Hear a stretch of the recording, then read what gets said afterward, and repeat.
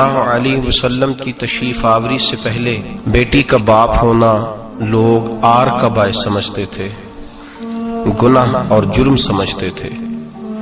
میرے محبوب کریم علیہ الصلوۃ والسلام نے ارشاد فرمایا جس کی 4 بیٹیاں ہوں یا 4 بہنیں اس کے ذمے لگ جائیں، والد بوڑھا بیمار ہو جائے یا انتقال کر جائے، 4 بیٹیاں یا 4 بہنیں اس کے ذمہ داری میں آ جائیں، وہ انہیں پڑھائے، اچھا ادب سکھائے، عزت کے ساتھ رخصت کر دے۔ محبوب نے فرمایا جس طرح میری یہ 2 انگلیاں جڑی ہوئی ہیں اس طرح میرے ساتھ جڑ کے جنت میں داخل ہو جائے گا۔ صحابی نے عرض کی حضور اگر بیٹیاں 4 نہ ہوں 3 ہوں، فرمایا اللہ پھر بھی یہی درجہ عطا کرے گا۔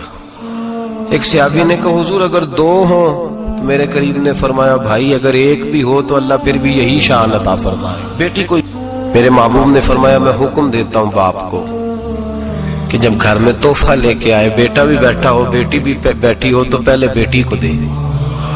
میرا حکم ہے باپ کے لیے، بیٹا بھی ہو بیٹی بھی ہو، جب دینے لگے تو پہلے بیٹی کو پہلے دے، اس کو پہلے عطا کرے، اس کے ساتھ پیار زیادہ کرے، بیٹی کو عزت دی۔ میرے حبیب کریم علیہ الصلوۃ والسلام نے ارشاد فرمایا جب کسی کے گھر بیٹی پیدا ہوتی ہے تو باپ کے ذہن میں تھوڑا خیال آتا ہے کہ اللہ جانے کیا بنے گا۔ میرے کریم رسول نے فرمایا رب کریم حضرت جبریل کو بھیجتا ہے، بیٹی کے سرانے کھڑے ہو کے کہتے ہیں بیٹی کے باپ فکر نہ کرنا، اس کے معاملے میں اللہ تیری مدد فرمائے گا، رب تیری مدد کرے گا اس کے معاملے میں جب بیٹی آتی ہے۔ میرے بھائی یہ اعزاز میرے رسول نے عطا فرمایا، بہن کو بیٹی کو، اور بات بیوی کی آئی تو میرے نبی کریم علیہ السلام کی بارگاہ میں صحابی نے عرض کی یا رسول اللہ صلی اللہ علیہ وسلم میں غریب ہوں، صدقے نہیں کر سکتا، سخاوت نہیں کر سکتا۔ جب سخاوت کی فضیلتیں سنتا ہوں دل میرا بڑا چٹکیاں لیتا ہے کہ میرے پاس بھی پیسے ہوتے تو میں اللہ کے راستے میں دیتا۔ حضور نے فرمایا تو حلال کی روزی کما کے اپنی بیوی کے منہ میں لقمہ دے، اللہ تجھے سخاوت کرنے کا درجہ عطا فرمائے، اللہ تجھے بڑی سخاوت کے درجے اللہ تجھے دے گا۔ تو اس کی اور کیا لفظ ہے حدیث پاک میں، خیرکم لأہلہ وانا خیرکم لأہلہ۔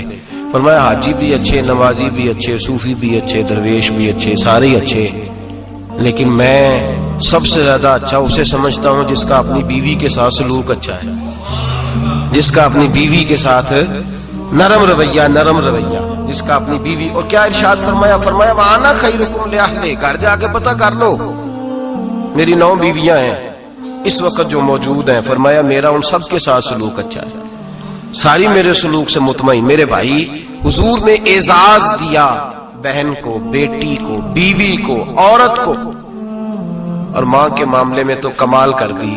میرے کریم نے فرمایا جنت تھی 7 آسمانوں کے اوپر سدرۃ المنتہا کے پاس۔ میرے محبوب فرماتے ہیں جب رب نے مجھے اختیار دیا تو میں نے وہ جنت وہاں سے کھینچی اور ماں کے قدموں کے نیچے لا کے رکھ دی، وہاں سے کھینچ کے غوث الزمان قطب الدرام محدث اعظم مفسر اعظم شیخ الکل شیخ طریقت ولی وقت بھی اگر جنت اس نے ڈھونڈنی ہوگی تو اسے اپنی ماں کے قدموں کے نیچے سے ملے گی۔ اتنا بڑا اعزاز بھی کو دے گا، اتنا بڑا اس اعزاز بھی کو دے گا جو میرے رسول نے عطا فرمایا ہے۔ ماں ہوتی ہے، وہ ولی وقت کے لیے، غوث وقت کے لیے بھی اگر اس نے جنت لینی ہے تو اسے ماں کے قدموں کے نیچے سے ملے گی۔ میرے رسول پاک علیہ السلام نے عورت کو اعزاز دیا، فضیلت دی، عظمت عطا فرمائی، اور ایسے نہیں رکھا بی کو۔ میرے حبیب پاک نے فرمایا جب عورت کے پیٹ میں بچہ ہوتا ہے پیدا ہونے والا تو اللہ اسے اتنا ہی ثواب دیتا ہے جتنا تلوار لے کے میدان میں جہاد کرنے والے مجاہد کو ثواب عطا فرماتا ہے۔ اور اگر دوران ولادت عورت انتقال کر جاتی ہے، فوت ہو جاتی ہے، تو میرے حبیب نے فرمایا وہ ایسے نہیں گئی، وہ اپنے بچے کی ولادت کے موقع پہ گئی ہے تو اللہ اسے شہادت کا درجہ عطا فرمائے گا۔ ہر موقع پر بیویاں حاضر خدمت ہوئیں۔ نبی پاک نے فرمایا جو آدمی اذان سنے اور جس طرح مؤذن کلمے کہے اسی طرح کے کلمات دہرائے تو اللہ تعالیٰ مردوں کو 1,00,000 نیکی کا ثواب دے گا اذان کا جواب دینے پہ۔ بیویاں آ گئیں کہنے لگی حضور یہ تو مردوں کا ثواب ہے تو ہم تو پیچھے رہ گئیں۔ میرے حبیب نے فرمایا گھروں کے اندر رہنا، اذان کا جواب دینا، مردوں کو 1,00,000 نیکی ملے گی، تمہارے نبی کا وعدہ ہے تمہیں 2,00,000 نیکیاں عطا فرمائی جائیں۔ تمہیں ڈبل ثواب ملے گا. شرط کیا ہے؟ گھروں کے قرآن مجید سورہ احزاب آیت نمبر 33 اللہ فرماتے ہیں وَقَرْنَ فِي بُيُوتِكُنَّ. اے میرے محبوب کی ازواج، یہ حضور کی ازواج کے وسیلے سے ساری عورتوں کو پیغام ملا. کہا اے بیویوں اپنے گھروں کے اندر ٹھہری رہو. کہاں رہو؟ گھروں کے. بیویوں کو دھوکہ دیا جاتا ہے. میری مائیں بہنیں بیٹیاں بچیاں سمجھتی نہیں بات کو، دھوکہ دیا جاتا ہے. کہتے ہیں لو مولوی دقیانوس ہو گیا ہے، یہ صوفی دقیانوس ہے، یہ کہتا ہے بی بی گھر کے اندر قید ہو کے رہے. پردہ تو قید کا نام ہے، وہ گھر کے اندر قید. بی بی صرف ماں بن سکتی ہے، وہ وزیر مملکت نہیں بن سکتی. اور صرف دیکھو نا وہ امریکہ سے نعرہ لگ رہا ہے کہ بی بی صرف بیوی بن سکتی ہے، وہ وزیر نہیں بن سکتی. بی بی صرف بہن بن سکتی ہے، وہ صدر نہیں بن سکتی. پوری امریکہ کی تاریخ نکال کے مجھے بتلاؤ آج تک کتنی بیویوں کو صدر بنایا انہوں نے؟ بتلاؤ کتنی بیویوں کو صدر. کیا تماشا ہے؟ دھوکہ دیا عورت کو، اور عورت اس دھوکے میں ان کی پتہ نہیں آئی کہ نہیں ہماری آ گئی ہے. عورت وزیر نہیں بن سکتی. بتاؤ اس وقت جو امریکہ کی کابینہ ہے اس میں کتنی عورتیں وزیر ہیں؟ اس وقت جو لندن کی کابینہ اس کی ٹونی بلیئر وزیر اعظم گزرا ہے برطانیہ کا، اس کی بیوی کی سگی بہن کلمہ پڑھ گئی. سگی بہن کلمہ پڑھ گئی. اس سے بیویوں نے پوچھا تو کلمہ پڑھ کیوں کلمہ پڑھ گئی ہے؟ کیا چیز پسند آئی ہے تجھے اسلام میں؟ تو کہنے لگی جو پردہ مسلمانوں کے نبی نے اپنی ماننے والی عورتوں کو دیا ہے وہ پردہ بتا گیا ہے کہ اگر عورت کی کوئی عزت ہے تو بی بی فاطمہ کے بتائے ہوئے پردے میں ہے. یہ حال موقع پہ زندہ موجود ہے عورت. اس نے 2 جلدوں میں کتاب لکھی ہے پردے کی اہمیت پہ، 2 جلدوں میں. ہمارے ہاں مصیبت بنی ہوئی ہے، عورت ان کے چکر میں آ گئی ہے. وہ تو تمہیں دھوکہ دے رہے ہیں، وہ تو تمہیں تباہ کر رہے ہیں. وہ بی بی جو گھر میں بیٹھی تھی تو میں نے کہا کہ وقت کا ولی غوث کتب اس کو حکم تھا کہ جا کے ماں کے پیروں میں بیٹھ، وہاں تجھے جنت ملے گی. وہ بیٹی جو باپ تھکا ماندہ گھر سے باہر آیا تھا اور محنت کی کمائی کما کے لایا تھا، اس کو حکم تھا کہ پہلا لقمہ بیٹی کے منہ میں دینا، بہن کے منہ میں دینا. اور وہ خاوند جس کو حکم دیا گیا تھا کہ تو باہر سے تھک کے آیا ہے، چور ہو کے آیا ہے، اگر گھر میں تیری بیوی پھر بھی کوئی رویہ غلط کرے تو مدینے کے حبیب نے کتنا نرمی دی بیویوں کے حق میں.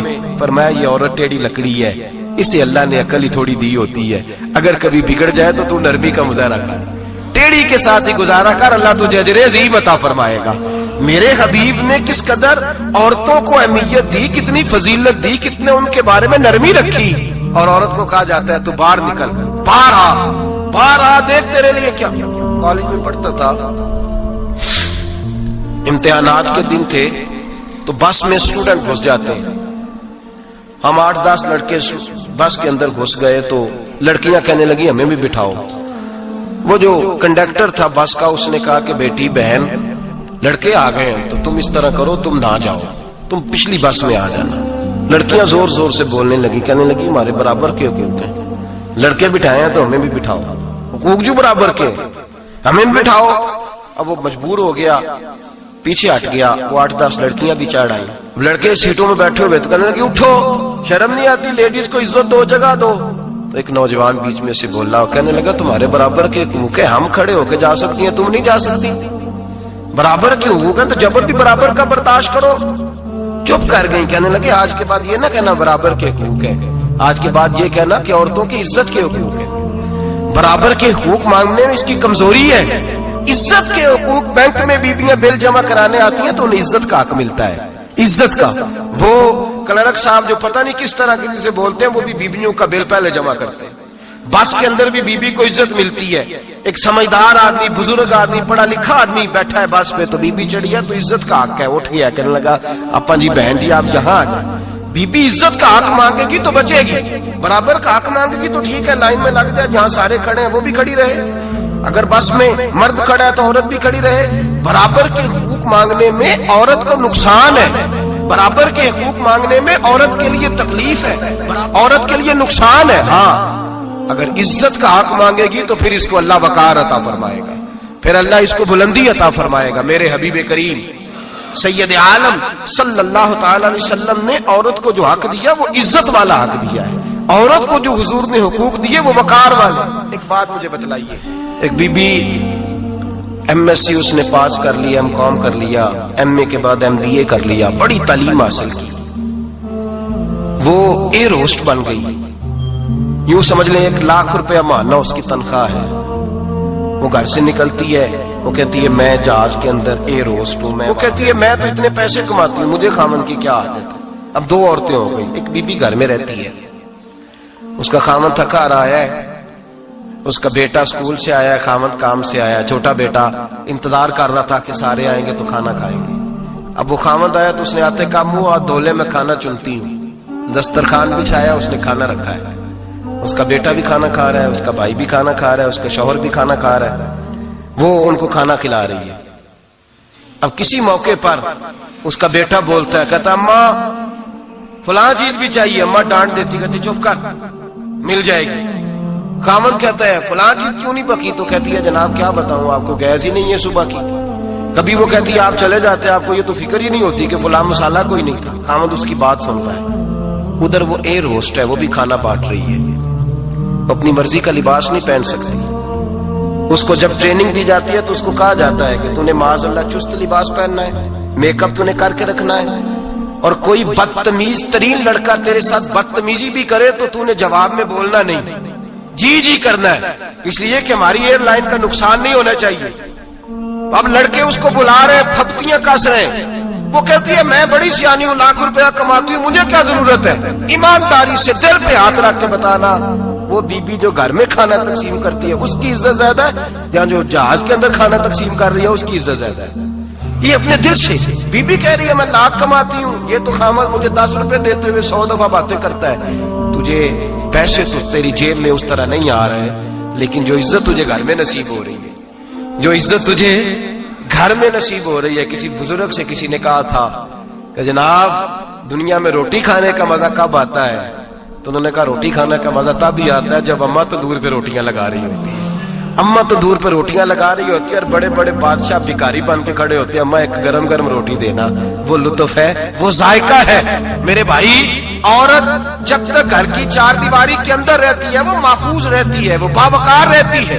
और जब वो कहती है नहीं नहीं मैं बराबर निकलूंगी, मैं कमाऊंगी, आप देख ले ट्रेनिंग दी जाती है औरतों को होटलों के अंदर। पाकिस्तान में, पंजाब में, हमारे देहाती माहौल में अब होटलों के ऊपर वेटर का काम औरतें करने लगी हैं। औरतें बैठती हैं, काम करती हैं, उनको हुक्म होता है, सुबह ट्रेनिंग होती है कि कोई आदमी जितनी भी बदतमीजी करे तुमने बोलना नहीं। ओ खुदा के बंदो, ओ मेरी माओ बहनों बेटियों, ये तुम्हारी इज्जत नहीं, ये तुम्हें रुसवा किया जा रहा है, ये तुम्हें जलील किया जा रहा है। साबन का इश्तिहार है और तस्वीर बीबी की, शैम्पू का इश्तिहार है, तस्वीर बीबी की, सीमेंट बेचा जा रहा है और तस्वीर बीबी की तौहीन होती है तुम्हारी सुबह शाम, और तुम इसे अपनी इज्जत समझती हो, तुम इसे अपना वकार समझती हो। इज्जत क्या है?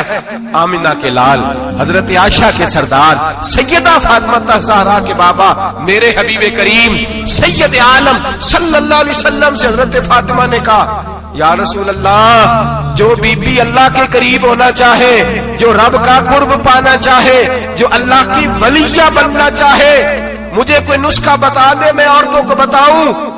तो मेरे हबीब ने फरमाया जो बीबी जितना घर के अंदर रहेगी, जितना घर के अंदर रहेगी, जितना घर के अंदर रहेगी, उतना ही वो अपने रब के करीब होती जाएगी, उतना ही अल्लाह का कुर्ब पाती जाएगी, उतना ही रब करीम की वलिया होती जाएगी, उतना ही अल्लाह तबारक व तआला उसे अपनी कुर्ब की मनाज़िल तय फरमाएंगे। जितनी वो घर के अंदर रहेगी उतनी अल्लाह के करीब रहेगी, और जितनी सज धज के बाहर निकलेगी, जितनी सबरेगी, उतनी वो अल्लाह से दूर होती जाएगी। जितने कदम उसके घर से दूर निकलेंगे उतने ही कदम उसके अल्लाह के कुर्ब से दूर होते जाएंगे, उतने ही कदम। माएं, तुम्हारी दुआएं कबूल होंगी, मेरी माओ तब कबूल होंगी जब तुम घर में रहोगी। बेटियों, रब करीम का कुर्ब उस वक्त नसीब होगा जब तुम घर के अंदर रहोगी। तुम भाई के लिए मांगोगी तो अल्लाह तुम्हें देगा, बेटे के लिए मांगोगी तो अल्लाह तुम्हें देगा, शौहर के लिए मांगोगी तो अल्लाह तुम्हें देगा। अगर चाहती हो कारोबार बढ़े, अगर चाहती हो रिस्क में बरकत हो, अगर चाहती हो तुम्हारे घरों में अमन हो, सुकून हो, जो तुम मांगो عرش کا مالک تمہیں عطا کرے تو پھر میرے رسول نے نسخہ بتلایا ہے، پھر میرے کریم نے بتلایا گھروں میں بیٹھی رہنا، جتنی گھروں کے اندر ہوگی اتنا ہی اللہ زیادہ درجہ عطا فرمائے گا، تمہاری دعائیں قبول کرے گا، تمہاری التجائیں اللہ مانے گا۔ میرے بھائیوں، میرے عزیزوں، عورت کے ساتھ جو ظلم اس معاشرے میں ہو رہا ہے، بے پردگی کا طوفان ہے، طوفان ہے بے پردگی کا۔